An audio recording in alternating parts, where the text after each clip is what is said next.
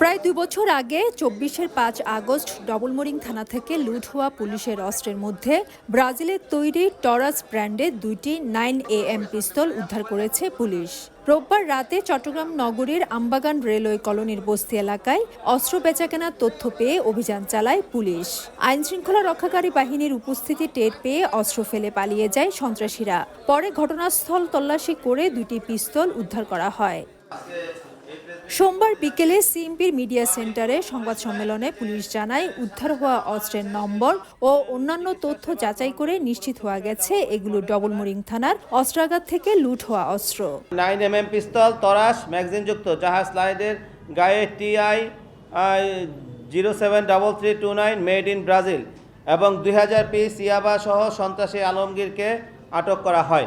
এদিকে চট্টগ্রামের ইন্টারনেট সেবাদানকারী প্রতিষ্ঠান DDN এর কার্যালয়ে ২ কোটি টাকা চাঁদার দাবিতে সশস্ত্র হামলার ঘটনায় আলোচিত শীর্ষ সন্ত্রাসী ডেভিড ইমনের ২ সহযোগীকে গ্রেফতার করেছে বাজিত মোস্তামি থানা পুলিশ। তাদের কাছ থেকে একটি বিদেশি পিস্তল ও 4 রাউন্ড গুলি উদ্ধার করা হয়েছে। এই তো তদন্তাধীন আছে। আমরা তার সাথে কথোপকথন, তাদের সাথে যে ডেভিড ইমনের কোনো কথোপকথন যদি আমরা পাই, সেটা যাচাই বাছাই করা হবে। তারাই নিজেরাই বলেছে যে তারা ডেভিড ইমনের সহযোগী হিসেবে বিভিন্ন সময় বিভিন্ন জায়গায় চাঁদাবাজিতে অংশগ্রহণ করে। লুট হওয়া পুলিশের অস্ত্র উদ্ধারে অভিযান অব্যাহত রয়েছে বলে জানিয়েছে সিএমপি।